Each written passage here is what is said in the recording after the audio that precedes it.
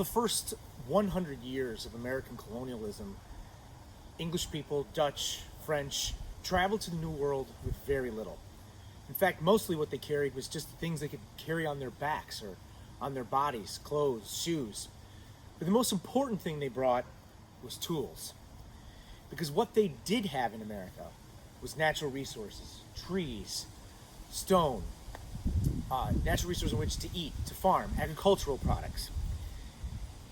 Because the travel from the old world to the new was expensive and time-consuming, most colonists couldn't bring much with them.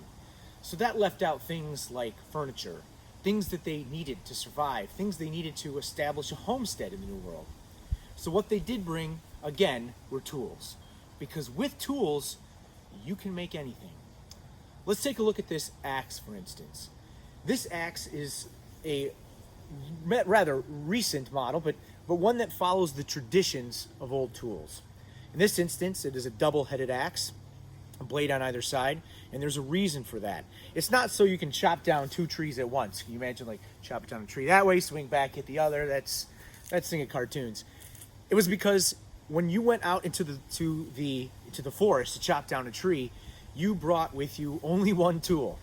And if halfway through chopping down a number of trees, your axe head got dull, you could switch it over to the other one. This is the beginning of our story today. What we're going to talk about today is how these colonists, how these early settlers, these early Americans used their tools to create the things they needed, and how amazingly few tools they needed to do that.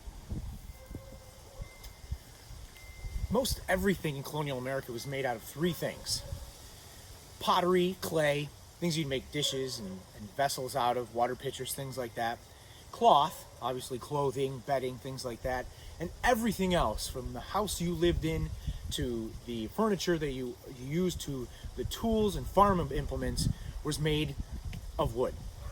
Now, because early colonists didn't have means of working metal, at least not very early, all the metal they had to come from the old world, had to come from England. And so if you were coming to the New World, the most important thing that you needed was an axe, because an axe did a number of things. One, it allowed you to chop down trees, obviously. And with those trees, you can make other things. You could build a structure, you could make a house, you could build furniture. But you also needed it for fuel. Because without an axe, you couldn't chop down trees or break up wood to smaller pieces to put in your hearth and heat your homes, to cook your food and survive. So if I was an American colonist, I would make sure my axe was number one. And this tree would be my first victim.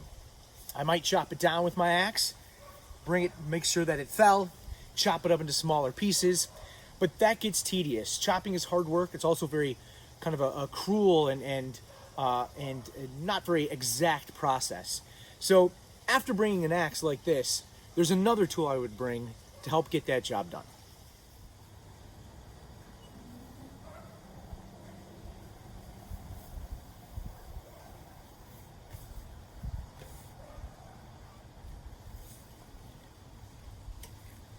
It's like that scene in Star Wars where the ship just keeps going and going and going, and you never think it's going to stop.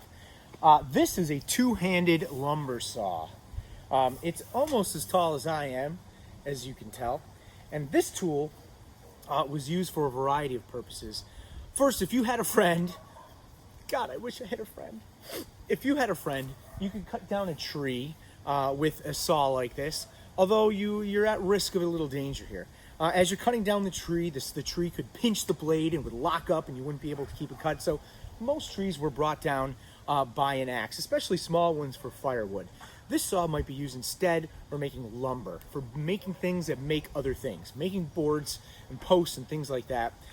So a lot of times after you fell a tree, you'd use this two-handed saw to cut it up into pieces that you can use.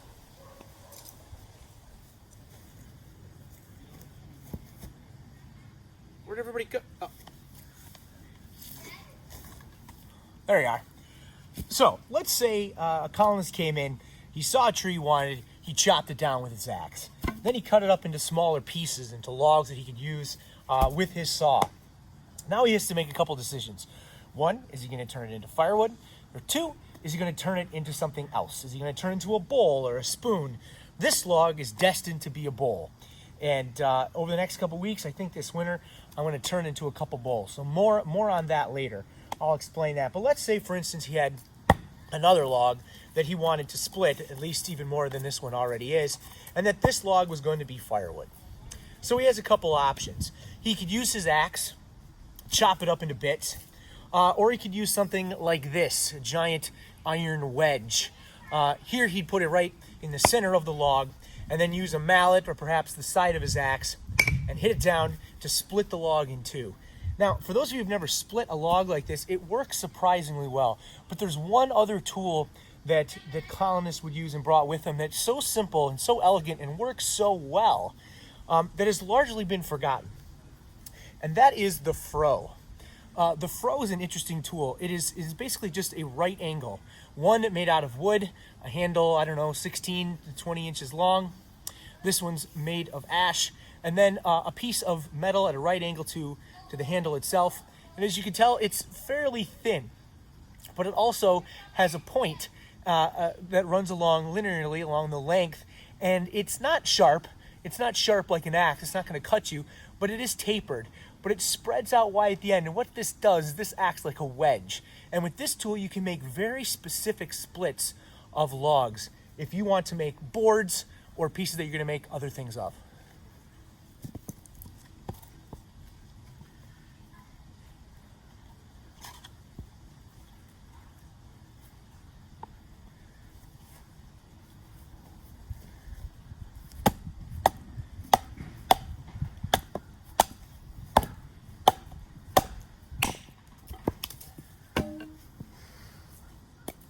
And there you have it. 2 pieces of wood, surprisingly flat on one side. With a hand plane and some work, we can turn this into a board or perhaps a spoon.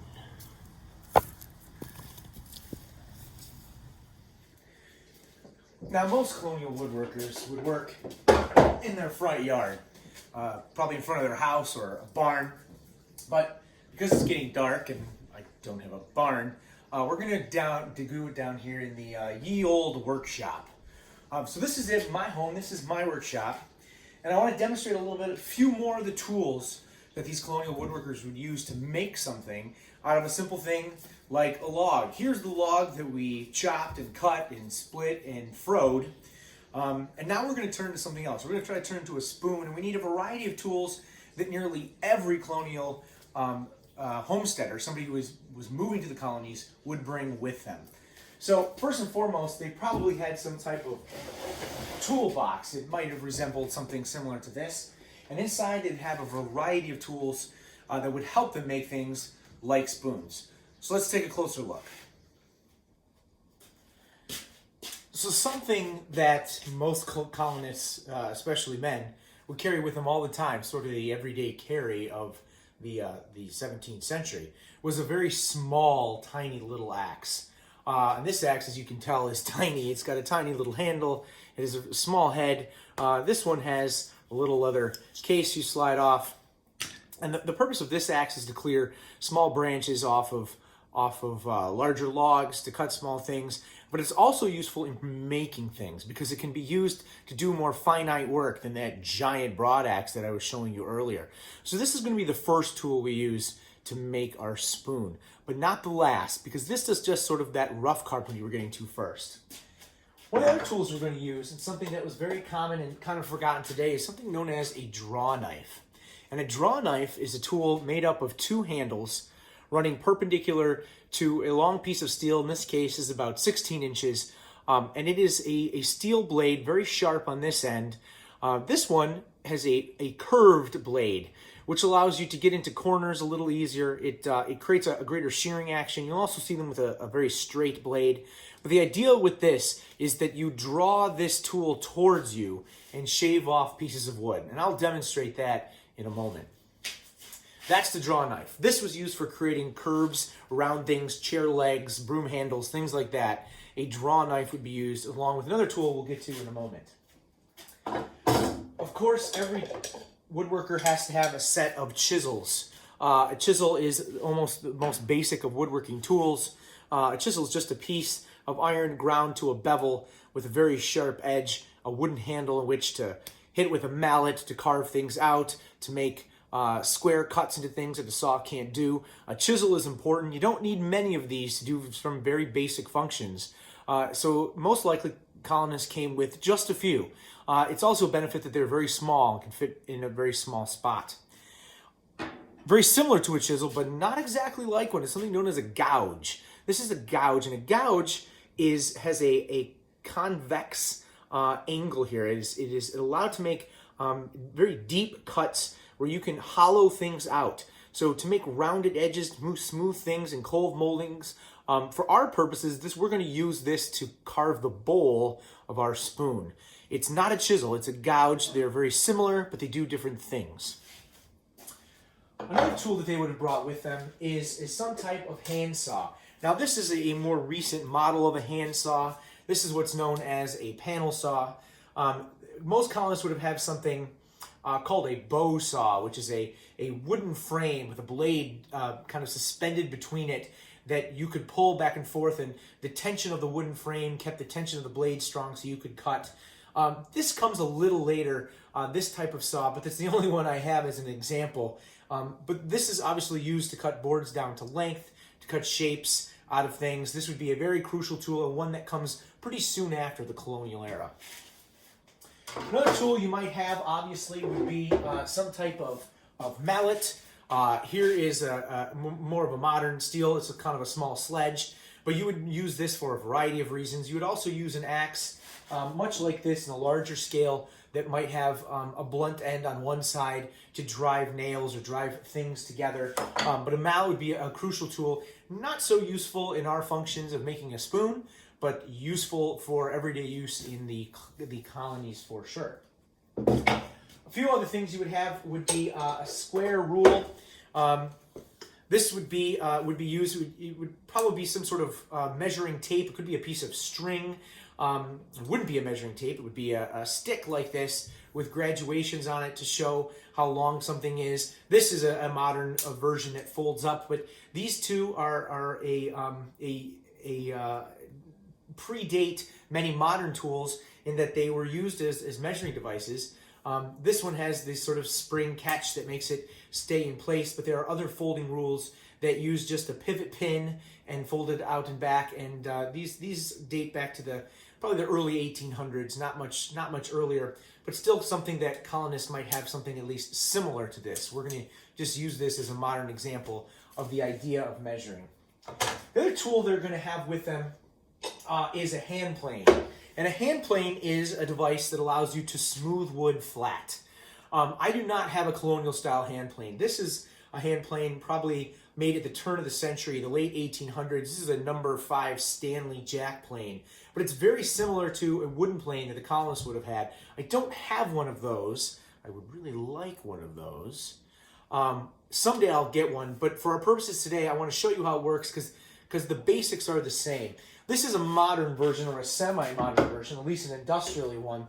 But there's a great book that I own that I've been through many, many times called The Tools and Handiwork of American Colonists. And in it, they describe all the tools that colonists brought with them, one of which would be a hand plane, which would look like this. It's a block of wood with a mortise cut in it, where you put a blade at a particular angle depending on what kind of planing you're doing. There's a handle, and it allows you to smooth things down. It's the same basics as this. It's just done with wood instead of iron and steel. But very, very similar, and we're going to use it for the same purposes today. Last but not least is probably one of the most ancient tools here, and that is a holdfast. And this dates back to the Romans, and it's a type of clamp. If you have any wooden surface that you can drill holes in that are close to the diameter of this steel rod, you can use this to clamp in onto a bench and hold something down while you work it with your chisel or your gouge or your saw. And I'm going to demonstrate exactly how they did that in a moment.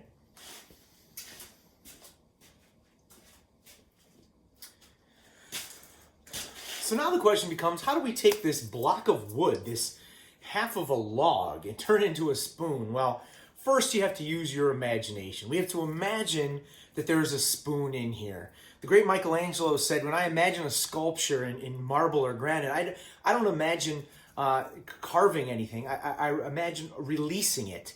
I just carve away all the parts that aren't the statue. And that's exactly what making a spoon is all about. We're going to carve away all the parts that aren't a spoon. So to put that in our head, we need to know what the spoon looks like. So you'll notice I made a series of drawings on our log. For instance, on one end of the log, I used the natural curvature of the grain of the log to show how deep the bowl of our spoon is going to go. On the other end, I did something very similar, showing the depth of which the handle of the spoon is going to go. And then on the face of the log, what we call the top of the spoon, I made a very, very rough outline of the general shape of the spoon, where you hold it. My idea is to put a little hole there so it can be hung up on something. And then the bowl of the spoon, the part that you're going to use to ladle something out or eat with, is going to be here at the top. The first thing we got to do is we got to remove all this ugly stuff on the back. Let's do that. To do it, we're going to need our draw knife. Now here's our log, face down, bark side out, clamped to the bench. You can't really go very far, at least for our purposes. And I'm going to use two tools here, both that small hatchet that I was talking about and our draw knife to clear this bark. There's a couple options.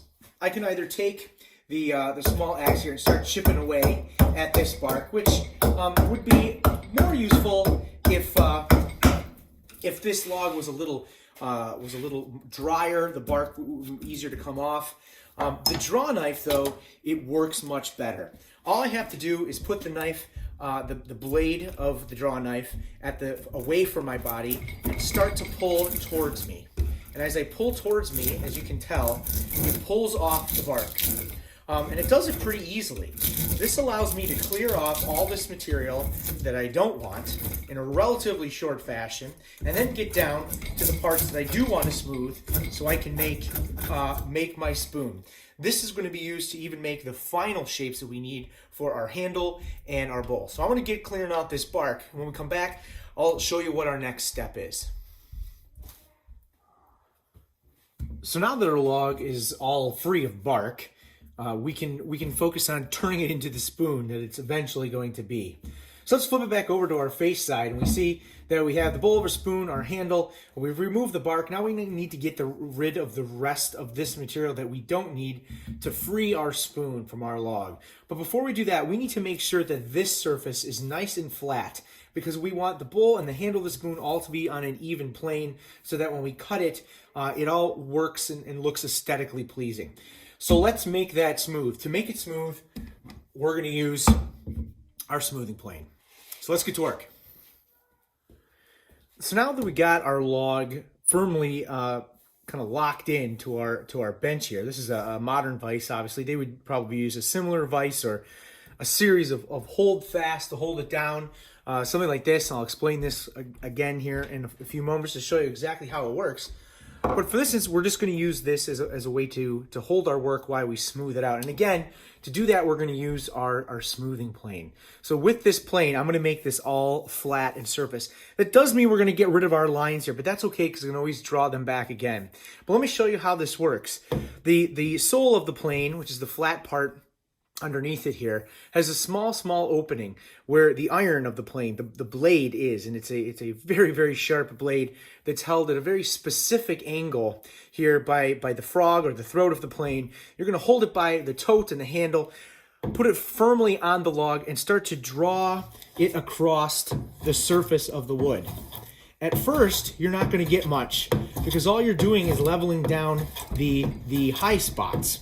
But once you get farther along, you're going to start getting some chips, and you're going to start smoothing the plane, or smoothing the wood with the plane, getting rid of all the high spots and flattening the log to a surface in which you can work.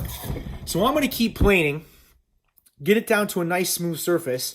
You can tell I'm already pulling shavings from the top of our spoon log here. But in a minute, it will be nice and flat, and we'll be able to start cutting out the rest of the material to make our spoon. And just like that, we have a relatively flat surface in which to begin building and making our spoon. It's pretty smooth now. We got a little rough spot over here, but that's okay because this is where we're going to carve the bowl, so that's going to be angled anyway. But I'm pretty happy the way this is turning out and how flat this is so far. So now we need to redraw the shape of our spoon on here and cut it out using our saw. So we're going to cut out all the parts that aren't the spoon, and leaving us with a place in which we can use our chisels, our gouges, our draw knives, our spoke shaves to get it all nice and perfectly shaped like a spoon. So let's redraw this and start cutting. So here we are. As you can tell, I'm far better with tools than I am with a pencil. It's a pretty bad drawing of a spoon, but for our purposes, this is going to work. And this is exactly what colonists would do. If they needed to make a spoon, they would draw it off with charcoal or chalk or some type of writing implement until they got their shape. This isn't the permanent shape, though. This is just the first idea of a shape, right? We're going to be working our way down. What we really need to know is just what we need to get rid of to leave the spoon intact to get to work on that. So let's start cutting. To do that, I'm going to start off with our saw. Again, this is not a traditional colonial tool. I don't have one of those, unfortunately, to show you, but it does the same thing. It's going to be able to cut away all this waste material and leave us with the shape. I'll demonstrate that briefly for you. I'm going to start on this side. I'm going to draw an imaginary line with my saw. I know that I want at least this much of the spoon, and all of this can be extra. So I'm going to start cutting in this direction. I'm going to pull back on the saw. Even though all Western saws work on the push stroke, I'm going to pull back on this saw to make a beginning cut, and then I'm going to start driving my saw downward and start making a cut through my log to get rid of this waste material. The whole idea is that all of this part is going to be gone, leaving me with less material to work, so I can shave this down and make additional cuts to get rid of the rest. So I'm going to get song. It's going to be my workout for the day. And we'll come back and I'll show you what it looks like after I've cut this all down. So here we have it, really rough, as you can tell. Lots of cuts. It kind of looks like a spoon, but it's in pretty rough shape at this point. Like I said earlier, we're just getting rid of all the material that's not going to be the spoon. From here on out, this is where we make the soft edges, make it so that it's comfortable to hold, and hollow out the bowl here. And in that way, we're going to use a variety of tools to do just that. We're going to go back to our draw knife to get rid of some of this material and to round off some of these edges to shape it more like a handle, as well as shaping the bowl. The other tool we're going to use is one that I hadn't mentioned before, and this is a metal version, but that is a spoke shave. And a spoke shave works like a plane. You pull it towards you. In the colonial days, this would have been made of wood with a metal blade. This is a metal one, obviously. Again, turn of the century, probably around the early part of the 20th. But this allows us to pull our blade across the surface and to round off these edges and to make it smooth and round. So I'm going to do a little bit of this with our hold fast. I'm going to demonstrate here in a second, and then we're going to see if we can make this spoon to take shape. So here we have our spoon blank, we have our hold fast, and we need to hold it down, our spoon blade, to the surface so that we can use our draw knife and our spoke shave to pull it across the bowl and to shape it into something that is round as opposed to this square blocky form we have here. So as I said earlier, the hold fast is an ancient tool. It's just a piece of iron that has a very specific angle and a flat surface here. And the way that it works, and I don't know if you can tell from here, but it's at a very particular angle, the shaft of the hold fast. And all you need to do in this case, because this is a little smaller than 3/4 of an inch, is to drill a 3/4 of an inch hole in a piece of wood or log or a workbench in this case. And all you do is you drop the hold fast in the hole. The surface, the clamping surface between the shaft of the hold fast and the angle at which that it descends and then holds the surface down is going to give us a pretty tight spot. But it's not going to do all that we need to do. Instead, we need to use a mallet here. This is, again, a modern mallet. Hit the surface, which will push the shaft of the hold fast down and will create a particular angle between the surface of the clamping mechanism of the hold fast and the bench that will hold this. Now, I'm going to demonstrate here. Look how loose this is. But with just a couple of hits from our mallet, I can move the bench before I can move the spoon. All it is holding it, it's holding it down. I can't even move it as hard as I try. So then your question is, but how do you get it to release? Well, then again, it all comes down to the geometry of this angle to the shaft of the holdfast. You take your mallet and you whack it on the end. And then you just lift it up and move it. It releases that clamping mechanism. It's like magic. It's a pretty slick tool, and it's ancient. Just because it's old doesn't mean it doesn't know what it's doing. So let's start shaving. As I explained earlier, I'm going to use this draw knife to start pulling away the wood of what I don't want for the bowl of my spoon. So I don't want all these hard edges. I don't want all these angular edges. Instead, I want nice and smooth, round surface. And when I feel like I've moved a lot of the big wood, because that's kind of a lot what the draw knife does, I'm going to move to my spoke shave, which makes a much finer cut. And I'm going to start pulling this across. And as you can tell, this makes a much finer cut on our bowl here. And I want to keep working this down, working the edges, smoothing it out until I get the right shape that I want for my bowl. Look how much I've been able to remove already. So I'm going to keep working on this until I got a nice round surface. And then I'm going to start working on the handle too. It's the same process. Draw knife takes away the bulk of the material. The spoke shave takes away the rest. And then I'm going to switch it over and be using my chisel and my gouge to make the shape of the bowl so that we can use it as an actual spoon. So let me get draw knifing and spoke shaving.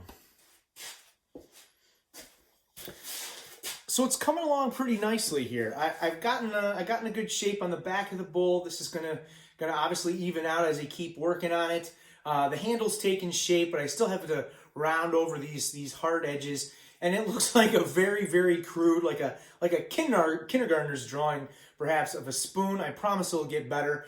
But that's all the time we have for today. We're going to come back to this next week and finish up this spoon, show you all the different ways that this sort of comes together. What we've done today is looked at the very crude methods in which colonial Americans might make a spoon. But what I want to bring your close attention to before we leave for today is how much effort and time it took into making one thing like a spoon.